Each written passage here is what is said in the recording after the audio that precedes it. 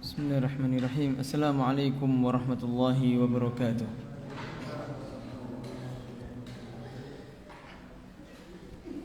Innal hamdalillah nahmaduhu wa nasta'inuhu wa nastaghfiruh wa na'udzu billahi min shururi anfusina wa sayyiati a'malina. Man yahdihillahu fala mudilla lahu wa man yudlil fala hadiya lahu.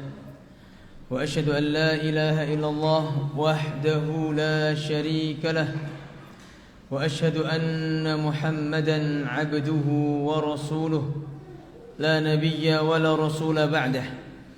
معاشر المسلمين رحمني ورحمكم الله.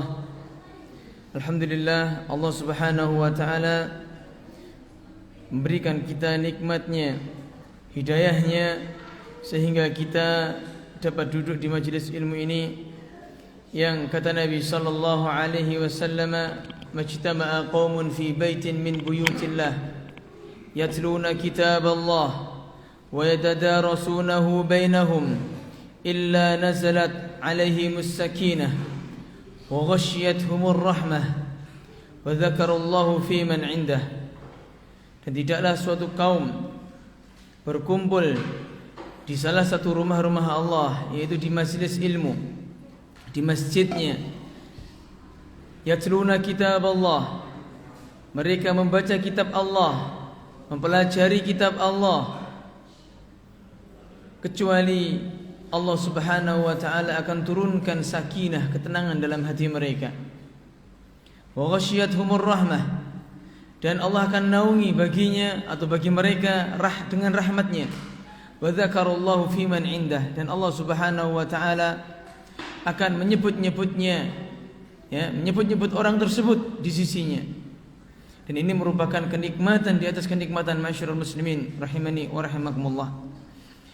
Baik, kita lanjutkan pembahasan kita, yaitu babun su'udzani bil muslimin. Bab yaitu berburuk sangka kepada orang-orang Islam atau orang-orang Muslim.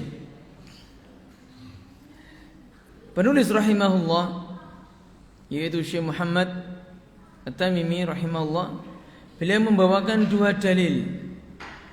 Dalil yang pertama adalah dalam surat Al-Hujurat, Allah subhanahu wa ta'ala berfirman, Ya ayyuhalladzina amanu ijtanibu katsiran minadh-dhann inna ba'dadh-dhanni itsm. Wahai orang-orang yang beriman, jauhilah oleh kalian katsiran minadh-dhann, banyak berburuk sangka, banyak berprasangka terhadap orang yang lain. Inna ba'dadh-dhanni itsm, karena sesungguhnya sebagian dari prasangka itu adalah dosa. Dan beliau juga membawakan hadis dari Nabi sallallahu alaihi wasallam, iyyakum wadh-dhann, hati-hatilah kalian dengan prasangka. Fa inna dhanna akdzabul hadits, sesungguhnya prasangka itu adalah seburuk-buruk atau sedusta-dustanya perkataan.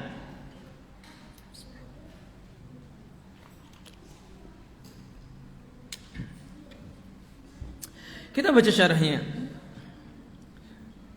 Qala al-muallif hafizahullah Syekh Shalih Fauzan, wa minal kabairi su'idz dhanni bil muslimin, termasuk dosa besar yaitu berburuk sangka pada sesama muslim. Fal aslu fil muslim al khairu wal adalah, asal dari seorang muslim itu adalah kebaikan dan dia itu dihukumi adil. Fala tasi'adh dhann bi akhikal muslim illam yakun indaka dalilun ala ma dhananta fihi, maka janganlah engkau berburuk sangka kepada saudaramu yang muslim jika engkau tidak memiliki dalil, ya, terhadap apa yang kau prasangkakan tersebut. Fa mujarradul ittiham li akhikal muslim duna dalilun ala dzalik yu'addu kabiratun min kaba'iridz dzunub. Ya, berbekal hanya tuduhan kepada saudara sesama muslim tanpa adanya dalil yang mendukung dari prasangka tersebut, itu bisa mengantarkan seseorang terjatuh pada dosa besar. Dan ini penerapannya sangat banyak. Kalau kita nggak terapkan asal ini, maka kita nggak bisa makan yang enak. Kita nggak bisa makan enak, kita nggak bisa makan di warung, kita nggak bisa beli ayam, kita nggak bisa beli hewan-hewan yang untuk kita makan. Ya, oleh karenanya tatkala seseorang itu berprasangka baik terhadap saudara muslim, sesama muslim, maka hidupnya akan tenang. Contoh, hewan halal untuk dimakan itu apabila memenuhi 2 syarat. Hewan halal dimakan itu apabila memenuhi 2 syarat. Syarat yang pertama, hewan tersebut halal secara syar'i. Ya, seperti sapi, kambing, ayam, dan yang lainnya. Ini syarat pertama. Syarat yang kedua, disembelih dengan syar'i pula. Ya, syarat yang kedua apa? Disembelih dengan syar'i. Bukan hanya hewannya yang syar'i, yang halal, akan tapi cara menyembelihnya juga harus syar'i. Kalau menyembelih tidak syar'i, maka hewan tersebut hukumnya apa? Haram. Dan di antara syarat dalam menyembelih yang syar'i, yang pertama adalah membaca basmalah. Kemudian memotong 3 bagian dari leher, yaitu 2 urat nadi, kemudian sama saluran nafas yang jadi satu dengan saluran kerongkongan. Itu syarat binatang tersebut halal. Nah, kalau kita nggak berhusnudzon kepada sesama muslim, ya, kita beli ayam, ini ayam sudah disembelih baca bismillah atau enggak? Ya, antum kalau terapkan itu, wah, ana ragu ini, ana ragu, takutnya nggak disembelih secara syar'i.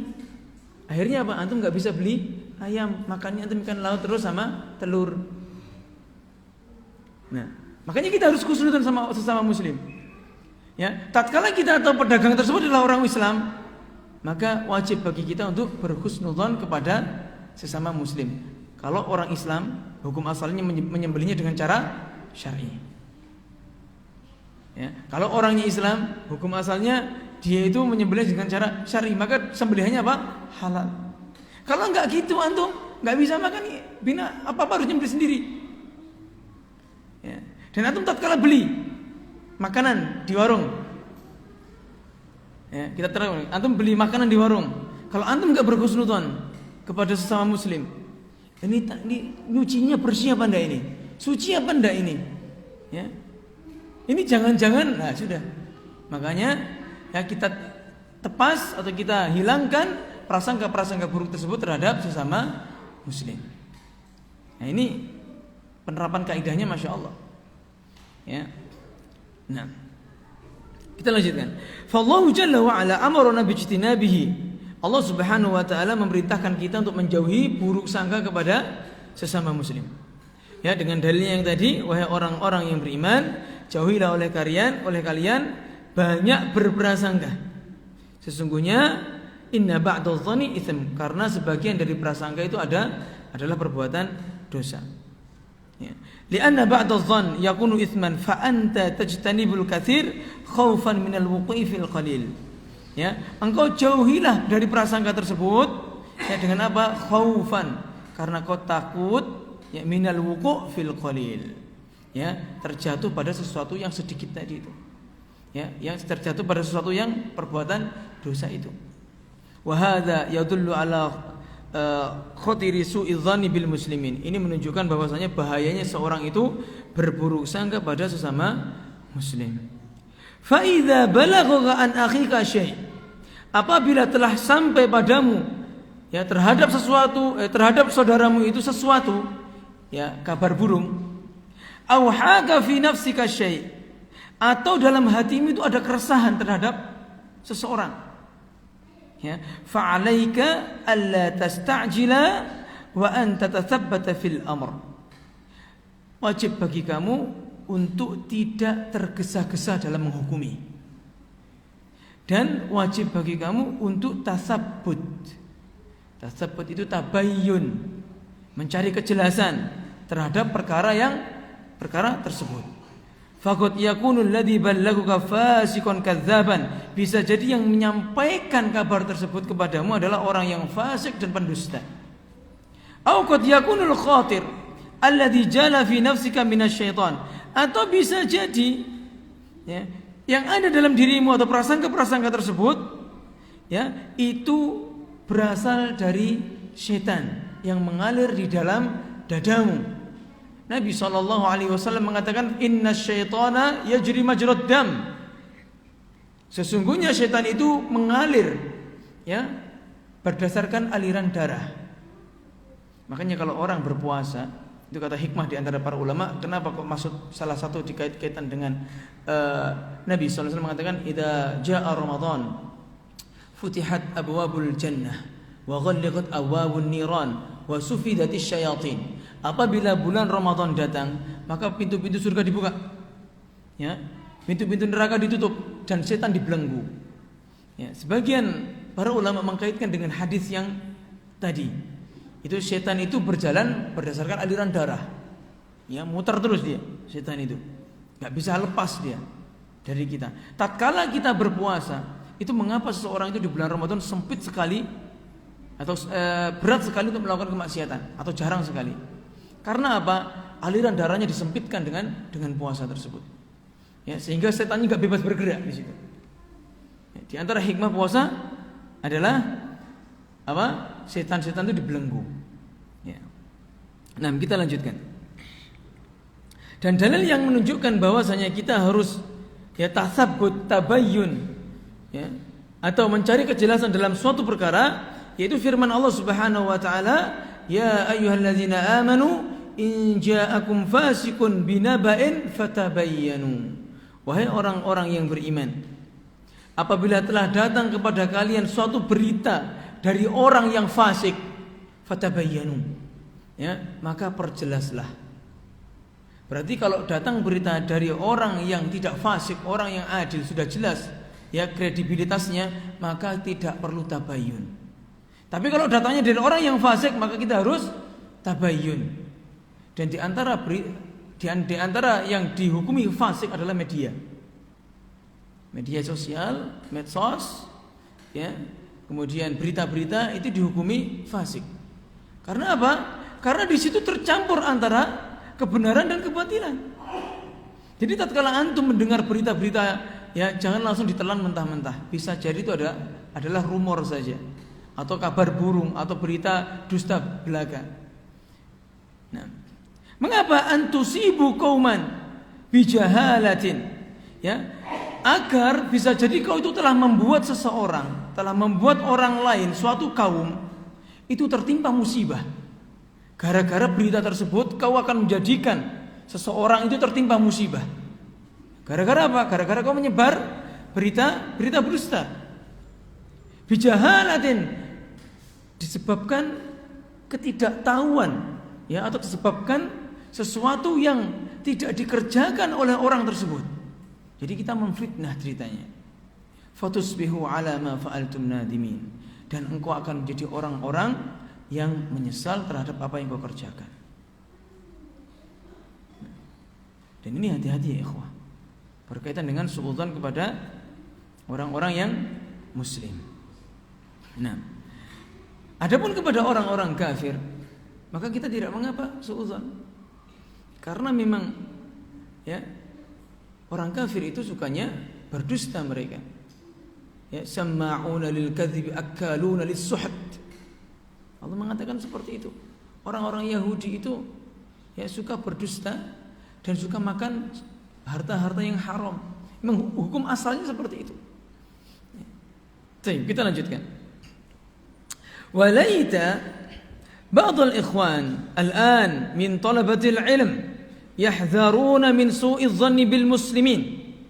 Ya, dan sangat disayangkan sebagian ikhwan saat ini min talabatil ilm, dari kalangan penuntut ilmu, yahdharuna min su'i dhann, mereka senantiasa yang melakukan su'udzan, berburuk sangka terhadap orang-orang muslim, wal wuquf fi a'radil ulama'i wa talabatil ilm, dan mereka terjatuh, ya, mereka masuk merendahkan martabat para ulama dan martabat penuntut ilmu yang lainnya.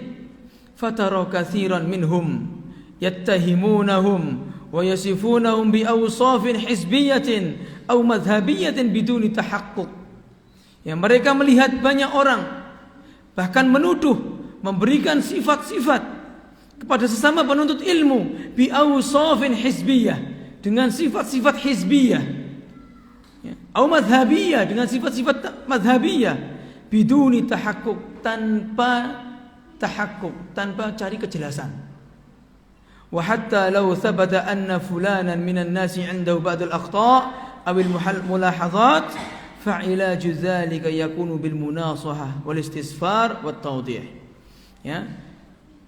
Hingga kalau seandainya fulan itu memiliki beberapa kesalahan atau mulahazat, catatan, ya, orang yang dicatat begini dan begitu, fa'ilaju dzalik, maka obatnya adalah bil munasahah, dengan saling menasihati, wal istisfari wat taudih, dan minta penjelasan orang yang bersangkutan. Ya. Amma al-i'timad 'ala al-aqwali wadh-dhunun fa inna hadza mimma hadzara Allah jalla wa 'ala minhu. Adapun hanya bersandar pada ucapan-ucapan orang dan prasangka-prasangka, ini menunjukkan ini merupakan sesuatu yang dilarang oleh Allah Subhanahu wa taala. Wa huwa yusabbibu qati'atan wa tanafusan bainal ikhwan. Dan ini yang menyebabkan terputusnya ukhuwah Islamiyah, ukhuwah sesama penuntut ilmu, wa tanafusan, dan saling bersaing. Ya, kalau persaingannya dalam masalah hal ibadah, dalam masalah hal belajar, tidak masalah. Persaingannya itu apa? Ingin merendahkan satu dengan yang lainnya di antara sesama ikhwan. Wa hadzal amr khatiruhu azim. Dan perkara ini bahayanya sangat besar. Ini disampaikan Syekh Shalih Fauzan, ya, kalau kitab ini dicetak tahun 2010. Ya, syarahnya Syekh Shalih Fauzan dicetak tahun 2010. Dan kitab ini berasal dari kajian beliau. Ya, tentu mungkin kalau dari kajian sampai ke cetak mungkinlah kurang lebih setahun lah. Berarti 2009-an Syekh Shalih Fauzan ini, ya, melakukan menerangkan ini, dan ini sudah terjadi. Ya. Dan ini sudah terjadi sejak kapan? Sejak wafatnya 3 ulama. Sejak wafatnya 3 ulama. Wafatnya Syekh Ibnu Baz rahimahullah, wafatnya Syekh Muhammad bin Shalih Al-Utsaimin, dan wafatnya Syekh Muhammad Nasruddin Al-Albani rahimahullah. Tatkala wafatnya para ulama ini, ya, para ulamanya akur, murid-muridnya yang gontok-gontokan. Ya. Yang satu Syekh Albani berpendapat A, Syekh Utsaimin berpendapat B, Syekh bin Baz berpendapat C. Ini murid-murid saling membantah. Akhirnya apa? Terjadi pertikaian. Dan Syekh Shalih Fauzan ini melihat, menyaksikan sendiri pada waktu itu, sehingga beliau mengatakan seperti ini. Nah, kita lanjutkan. Amma idza kana ad-dafi'u huwal ghiratu 'ala ad-din.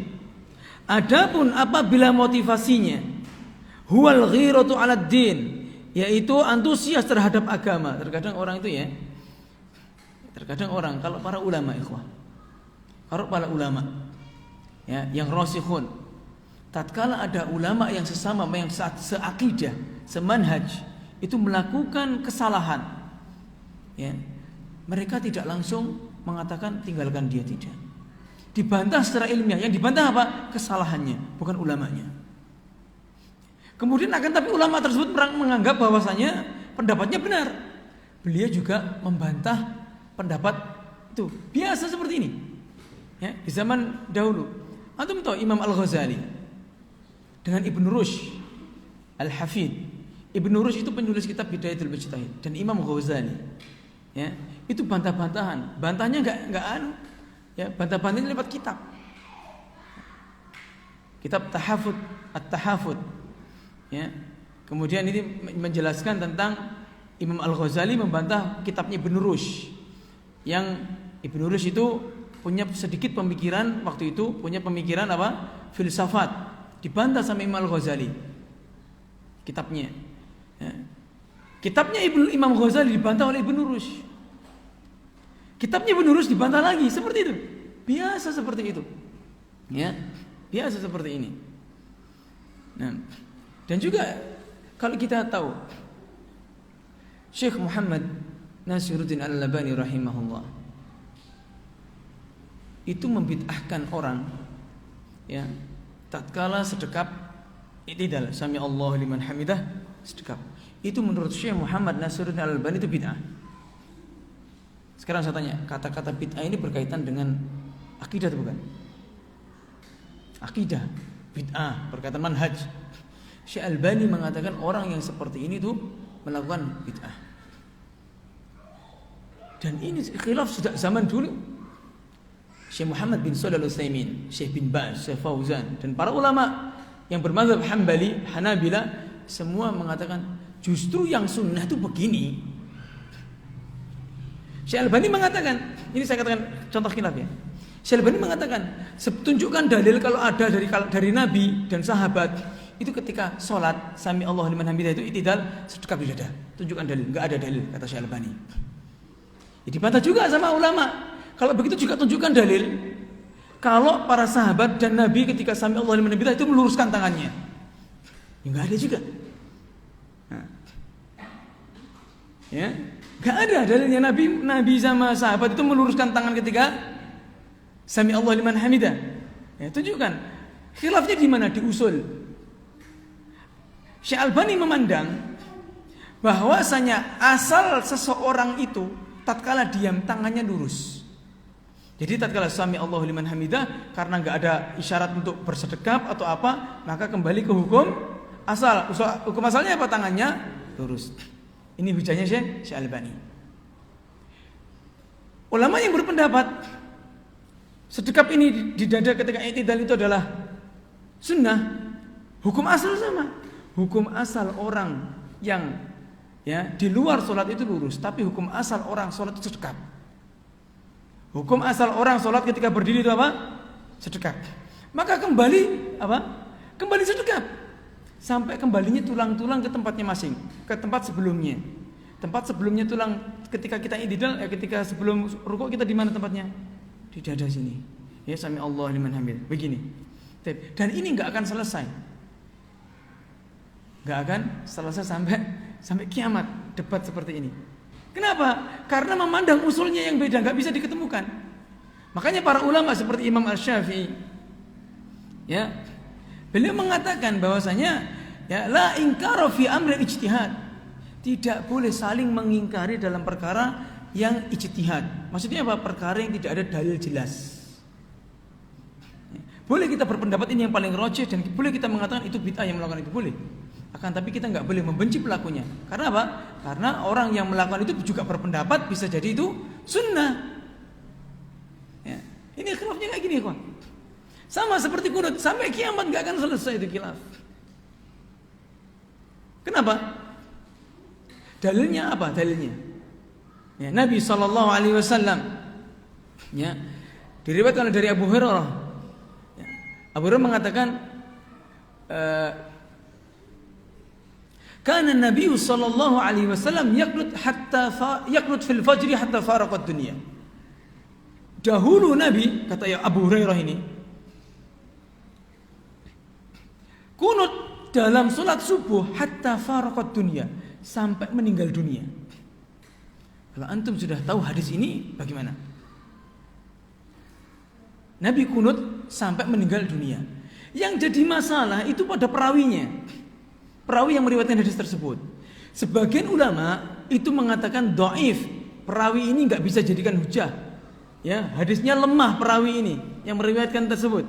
Sebagian ulama yang lain, ulama hadis mengatakan sahih. Di antaranya adalah Yahya bin Ma'in, Ibnu Sirin, Imam Syafi'i mengatakan perawi tersebut sahih. Thiqah, bisa diambil hadisnya. Sebagian ulama di antara mazhab Imam Ahmad, Ibnu Hanbal, ya, Imam Bukhari, Muslim, kemudian Imam Az-Zahabi dan yang lainnya mengatakan perawi yang bernama fulan tadi itu dhaif, lemah, enggak bisa diambil hadisnya. Nah, kalau ada yang modelnya kayak gini gimana? Sampai ketemu enggak? Enggak akan ketemu. Kenapa?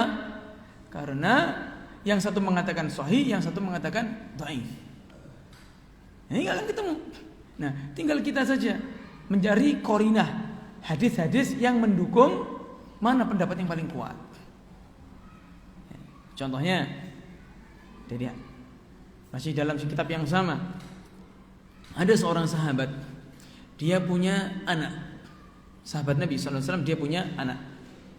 Anaknya bertanya, ya abati, wahai bapakku, sallaita khalfan Nabi sallallahu alaihi wasallam. Engkau salat di belakang Nabi sallallahu alaihi wasallam. Wa Abi Bakr wa Umar. Engkau salat di belakang Abu Bakar dan Umar. Hal hum yaknutun? Apakah mereka itu kunut, wahai bapakku? Kata anaknya, ai bunai muhdats. Wahai anakku, itu sesuatu yang baru. Ini hadis yang sahih. Ulama enggak ada khilaf dalam masalah hadis ini. Nah, kalau hadis yang tadi itu diperdebatkan, ada yang mengatakan sahih, ada yang mengatakan dhaif. Kalau hadis ini sahih jelas, maka kita merujukkan yang mana? Yang sahih tadi. Tapi kalau kita cari ketemu hadis yang Nabi kunut sampai meninggal dunia, itu gak akan ketemu. Maka kita perlu dalil pendukung untuk menguatkan pendapat mana yang paling dekat dengan kebenaran atau mana yang paling kuat. Nah, dan Imam Ahmad, begitu pula Imam Asy-Syafi'i, itu satu masa. Imam Ahmad tidak membid'ahkan Imam Syafi'i, Imam Syafi'i pun sebaliknya. Ya. Imam Syafi'i pun juga sebaliknya, tidak membid'ahkan, tidak memusuhi Imam Ahmad. Bahkan keduanya itu, ya, yang murid yang mana? Imam Ahmad muridnya dalam apa? Kedua-duanya itu guru dan murid. Ya, kedua-duanya Imam Syafi'i dan Imam Ahmad itu guru dan murid. Dalam masalah fikih, dalam masalah usul fikih, kitab Ar-Risalah, ya, Imam Ahmad muridnya Imam Asy-Syafi'i. Dalam masalah hadis, Imam Syafi'i muridnya Imam Ahmad. Ya. Makanya kalau kita lihat pendapat dalam ini dari segi mu'dhamul fiqh, ya, dari segi keseluruhan madhab, keseluruhan, bukan hanya kita kan tahunya madhab Ahmad itu gak kunut, madhab Syafi'i kunut, cuman itu kan tahunya. Tapi kalau kita lihat fikih perbandingan pendapat Imam Ahmad dengan pendapat Imam Syafi'i itu banyak miripnya. Karena apa? Guru dan murid. Bahkan Imam Syafi'i mengatakan kepada Imam Ahmad, antum a'lamu minni min umuril hadis. Wahai Ahmad, ya, engkau itu lebih faham dariku daripada apa dalam permasalahan hadis. Kemudian Imam Syafi'i mengatakan, jika ada hadis yang sahih, ya, sampaikan padaku. Nah, ini Imam Syafi'i. Ya, antara saling tukar apa? Tukar ilmu. Gak bisa dikatakan Imam Ahmad muridnya Imam Syafi'i mutlak, enggak. Ya. Juga gak bisa dikatakan Imam Syafi'i muridnya Imam Ahmad mutlak. Ya, karena kedua-duanya ini apa? Saling tukar ilmu. Ya. Baik.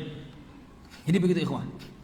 Ya, kalau antum belajar fikih muqaranah, fikih perbandingan madhab, itu antum akan lembut hati antum. Akan tetapi bahayanya, ada sisi bahayanya. Belajar fikih muqaranah bagi orang yang tidak mutamakin, bagi orang yang memang benar-benar tidak mendalami ilmu fikih, itu ada bahayanya. Bisa melembutkan hati, tatkala ada khilaf ini dan itu kita tenang, biasa khilaf. Akan tapi bisa ada sisi bahayanya yang sangat fatal. Bahayanya apa? Kita mengambil pendapat yang paling ringan, menjadikan seseorang mengambil pendapat yang paling ringan. Misal ada khilaf, misalnya bermasalah jenggot misalkan, kita ambil ada khilaf. Misal isbal, ada khilaf. Kita nggak mau lihat dalil. Kalau kita misalnya kita lihat dalil, ternyata yang rajih itu boleh isbal, tidak masalah jika memang itu rajih, kan gitu ya. Jika memang itu ada dalilnya, tidak masalah. Tapi yang jadi masalah itu begini, tatkala ada khilaf, seseorang itu tabiatnya mengambil yang paling ringan, yang paling enak dilakukan. Contoh Imam Abu Hanifah. Ya, ini nanti saya sampaikan takutnya ibu-ibu kebiasaan. Imam Abu Hanifah ini mengatakan khilaf. Imam Abu Hanifah mengatakan bahwasanya dari mata kaki ke bawah itu bukan aurat untuk perempuan. Dari mata kaki ke bawah itu bukan aurat untuk perempuan. Ada ulama ini yang mengatakan mata kaki ke bawah bukan aurat, aman, jadi nggak perlu pakai kaos kaki. Nah, berarti ini kita mengikuti hawa nafsu kita, bukan mengikuti dalil. Contoh yang lain, saya katakan, seseorang, mohon maaf, agak kasar dikit ya. Seseorang itu bisa menemui, mohon maaf, seorang PSK, akan tetapi dia bisa berhujjah dengan pendapat para ulama sehingga tidak menjadikan dia itu berzina. Kalau kita belajar fikih muqaranah tanpa kita tamakkun di sini, tanpa kita itu tanpa kita benar-benar memahami konsep dalil. Contoh, Anda berzina. Oh enggak, saya enggak zina. Saya nikahi dia kok. Ya, Imam Abu Hanifah berpendapat bahwasanya wanita itu bisa menikahkan dirinya sendiri tanpa adanya wali. Saya bisa. Saya nikah sama dia nikah sama saya kok. Sudah saya kasih maharnya uang tadi, sudah aman. Ya. Kan perlu saksi. Imam Syafi'i tidak mensyaratkan saksi sebagai syarat sahnya nikah. Ya kan? Imam Syafi'i tidak mensyaratkan saksi sebagai syarat sahnya nikah. Berarti saya enggak zina. Ya, saya kasih mahar, saya nikah. Ya, dan nggak perlu saksi, bisa kan? Nah itu kalau kita mengambil sesuai pendapat sesuai dengan hawa nafsu kita. Tapi kalau kita timbang dengan dalil, Nabi SAW diriwayatkan dari Aisyah radhiyallahu taala anha, diriwayatkan bahwasanya Nabi mengatakan, ayyuma imra'atin nakahat bi nafsiha bi ghairi waliha fahiya zaniyah. Wanita mana saja yang menikahkan dirinya sendiri tanpa dinikahkan oleh wali, dia pezina. Nabi yang mengatakan. Kalau riwayatnya Abu Hurairah, lafadznya sama, tapi bukan fahiya zaniyah, fanikahuha batil. Nikahnya batal. Sudah jelas ini, tanpa wali jelas di sini. Kalau kita timbang di situ, kan kadang orang sukanya gitu, cari-cari, ini kan khilafah, ada pendapat yang ringan, seperti itu. Makanya tidak cocok, kata para ulama itu tidak cocok mempelajari kitab fikih dengan fikih yang muqaranah, fikih perbandingan. Kita cocoknya apa? Imma fikih madhab atau fikih tarjih. Fikih madhab, yaitu entah kita pilih salah satu madhab untuk kita ajarkan, atau kitab fikih yang diambil dari hadis langsung. Itu nanti kita akan benar-benar kuat di tasabbut di sini. Ya. Contoh. Ini ada kasus ya. Seorang suami tatkala dia mau poligami itu tidak dibutuhkan izinnya istri. Nikahlah dia tanpa butuh izin istri. Sah nikahnya, sah, yang penting memenuhi syarat. Akhirnya dia bermudah-mudahan. Ya, istrinya nggak tahu mau kemana pak? Keluar kota. Tiap pekan keluar kota. Ternyata ke istri muda. Nah, seperti ini akhirnya. Dan tatkala ketahuan, rusaklah rumah tangga tersebut. Benar nggak butuh izin? Betul memang. Akan tetapi butuh setidaknya pemberitahuan biar legowo. Seperti itu ya, termasuk adab juga. Ya. Karena manusia itu sukanya yang mudah-mudah. Ya, yang mudah-mudah sukanya. Baik, kita lanjutkan.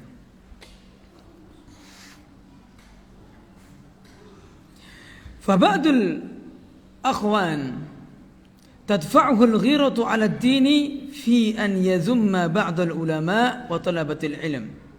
Sebagian ikhwan itu termotivasi dan antusias, ya, cemburu terhadap agamanya tatkala agamanya itu dicela dikit, bukan dicela, maksudnya dia menganggap orang lain berpendapat salah menurut dirinya, langsung dia mencela ulama dan mencela penuntut ilmu, langsung dibantah, ya, tanpa tasabbut,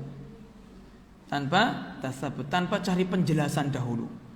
Wa asyaddu min dzalik an yaqa fi a'radil wulatil umur. Dan yang paling parah dalam perkara ini adalah dia itu merendahkan kehormatan wulatil umur, waliul amr, pemerintah. Ini tidak boleh. Kita merendahkan pemerintah, tidak boleh. Walaupun kita itu melihat kemungkaran yang ada dalam pemerintah, dalam pemerintahan kita, misalnya, baik itu kecurangan atau apa, maka tidak boleh kita merendahkan mereka. Kita mau bantah kesalahannya tanpa menyebut, ya, misalnya pemerintah memerintahkan kita untuk memerintahkan rakyatnya untuk melakukan riba. Boleh, silakan difasilitasi. Maka kita bantah, bukan bantah pemerintahnya, bantah bahwasanya riba tersebut adalah haram.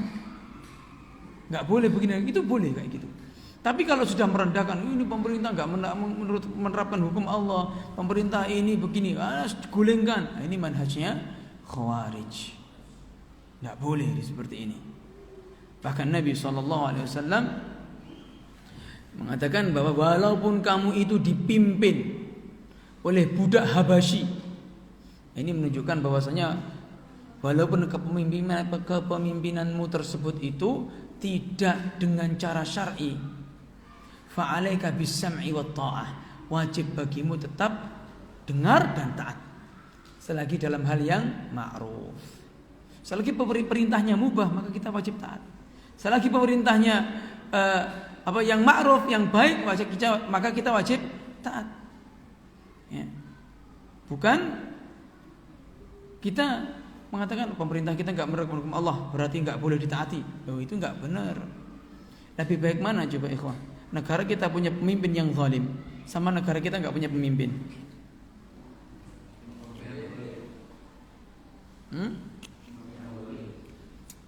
Negara memiliki pemimpin yang zalim, itu maslahatnya masih banyak. Di antaranya apa? Masih ada birokrasi. Negara pertahanan masih bisa. Kalau negara kita nggak punya kepemimpinan, dijajah dari mana-mana, ya kan? Nah, kalau negara kita misalkan nggak menerapkan hukum Allah misalnya, tatkala walaupun misalkan orang yang membunuh di penjara, tapi setidaknya ada hukuman di situ yang bisa membuat seseorang itu jera.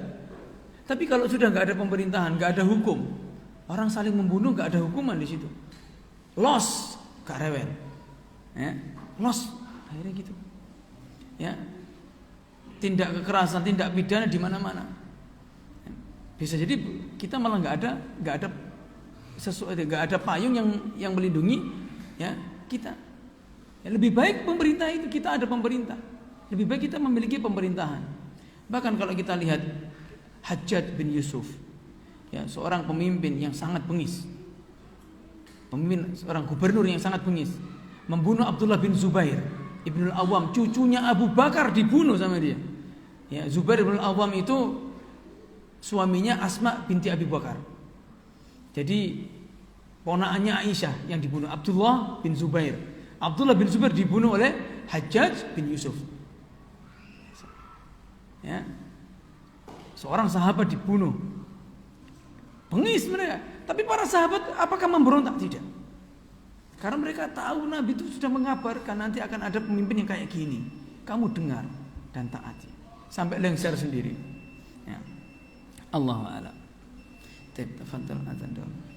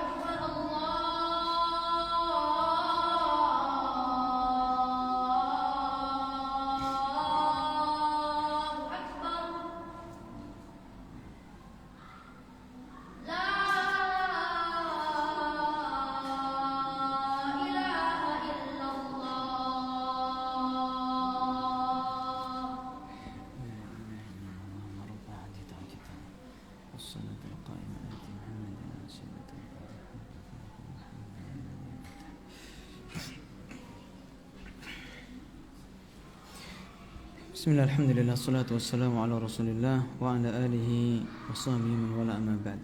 Kita lanjutkan ya ikhwan.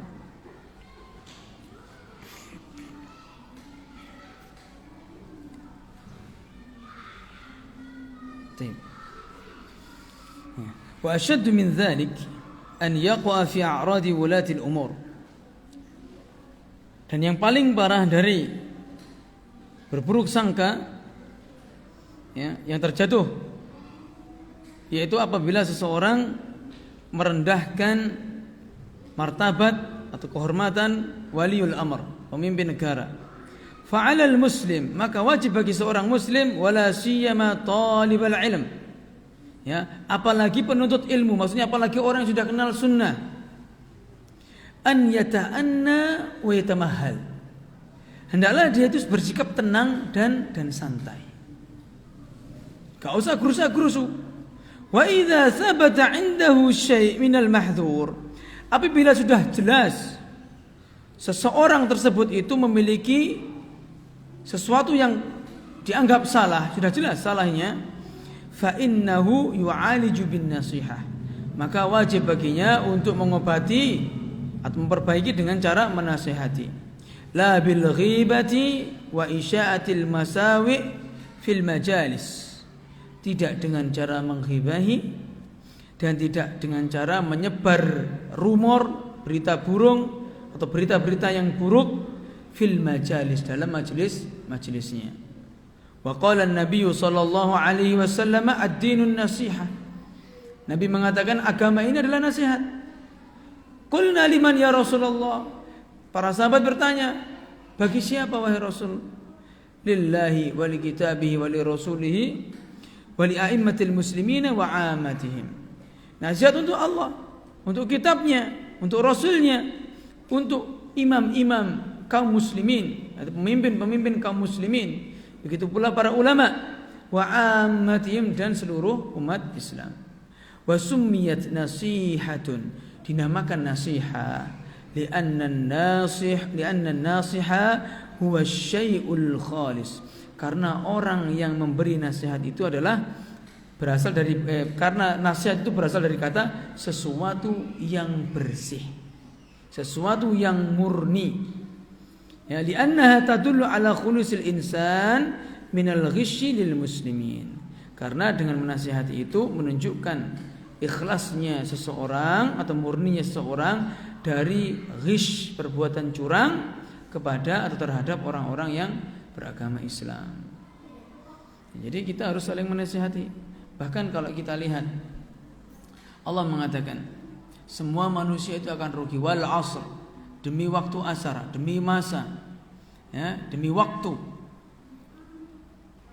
Innal insana lafi khusrin, sesungguhnya manusia, semua manusia, lafi khusrin, sungguh berada dalam kerugian.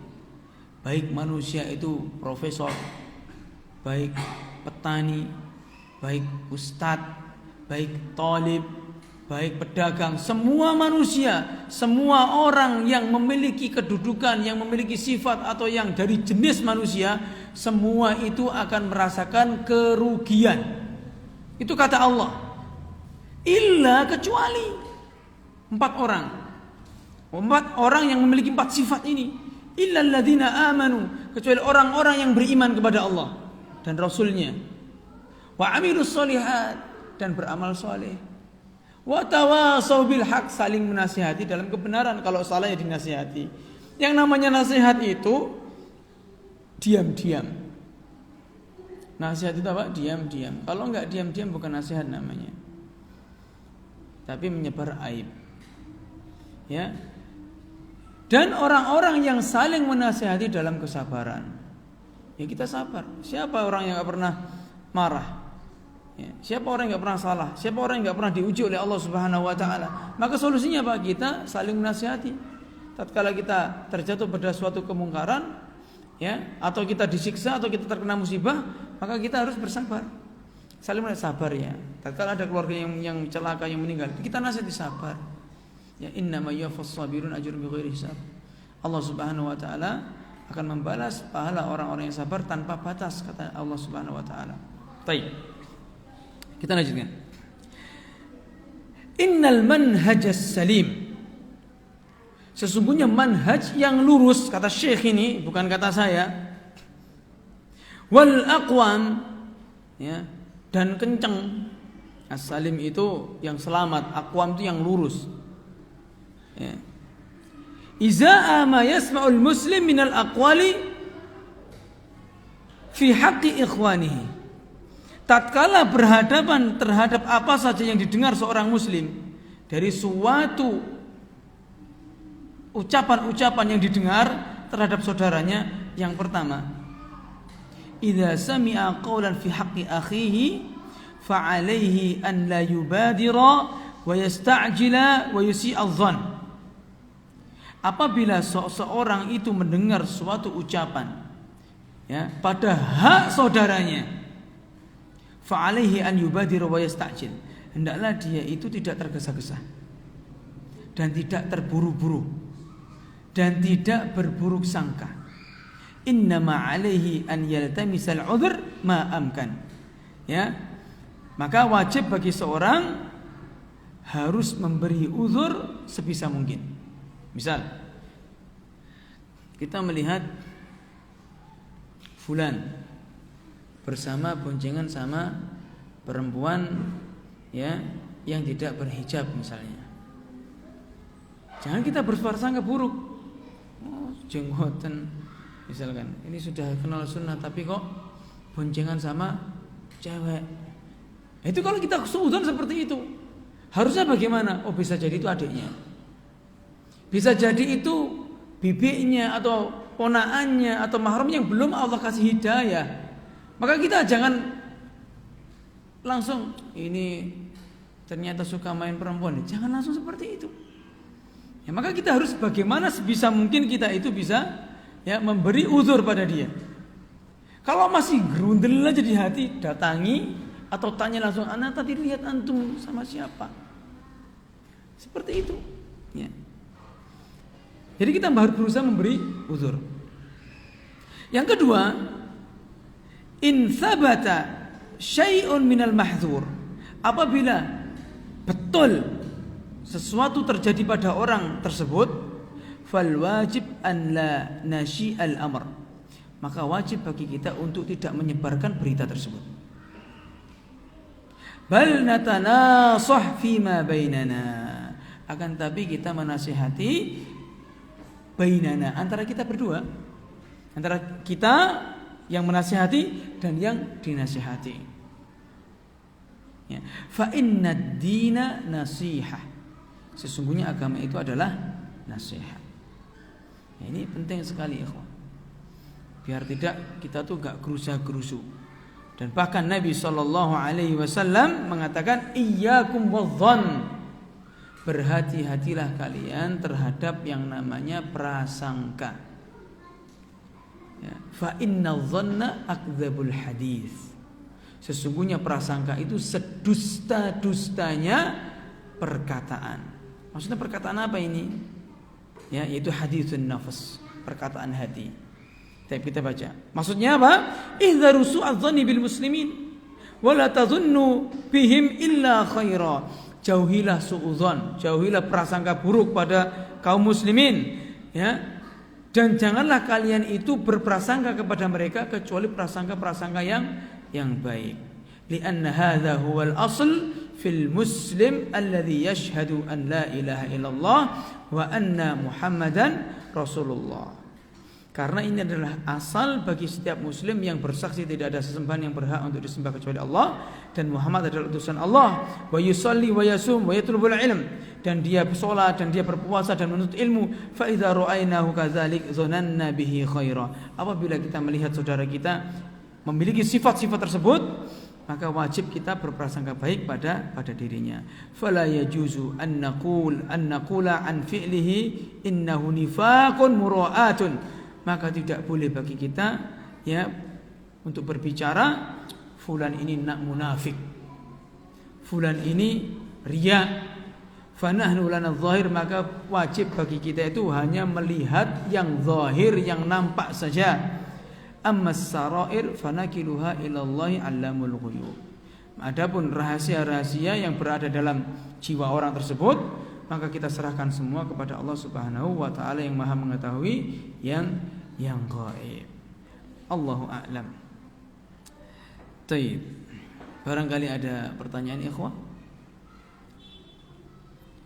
Kalau tidak ada, kita lanjutkan satu paragraf ini. Baik. Summa 'ala ar-rasul hadha at-tahdzir. Nabi sallallahu alaihi wasallam memberi illah, memberi sebab kenapa kok diperingatkan dari bahayanya berdusta ini. Dengan beliau mengatakan seburuk-buruk ucapan, sedusta-dustanya ucapan. Ya, suudzon itu sedusta-dustanya ucapan. Ya, ini hadis an-nafs. Fa'adhamu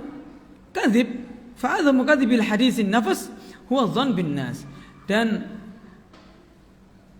perkataan jiwa, ya, bisikan jiwa yang paling dusta itu adalah berprasangka buruk pada sesama manusia. Fa'alal muslimi an la yabna ara'ahu wa aqwalahu wa af'alahu 'ala dhann. Maka wajib bagi seorang muslim ya untuk tidak membangun pendapatnya atau perkataannya atau perbuatannya di atas dhann, di atas prasangka. Wa yantahika hurmata akhih, dan merusak kehormatan saudaranya. Fadalla hadza at-tahdhiru ala annahu kabiratun min kaba'iriz dzunub. Ya, dan ini menunjukkan ya sebagai dalil bahwasanya peringatan Nabi sallallahu alaihi wasallam tadi itu isyarat bahwasanya prasangka itu merupakan dosa dari sekian dosa-dosa besar. Fama lam tushahidhu wa lam tasma'hu thumma waqa'a fi qalbik fa innama huwa minasyaitan. Apa saja yang belum kau saksikan sendiri atau belum kau dengarkan sendiri, thumma waqa'a fi qalbik, kemudian itu tiba-tiba terbesit dalam hati, fa innama huwa minasyaitan. Sesungguhnya itu datang dari syaitan, yulqihi ilaik, yang dibisikkan kepada dirimu, fayambaghi takdzibuhu, maka wajib baginya untuk mendustakan bisikan syaitan tersebut. Wal isti'adatu billahi minhu, dan meminta perlindungan kepada Allah ya dari syaitan tersebut. Naam, Allahu a'lam. Nah, barangkali ada pertanyaan, jika tidak ada kita akhirkan kafaratul majlis. Subhanakallahumma wa bihamdika asyhadu an la ilaha illa anta astaghfiruka wa atubu ilaik.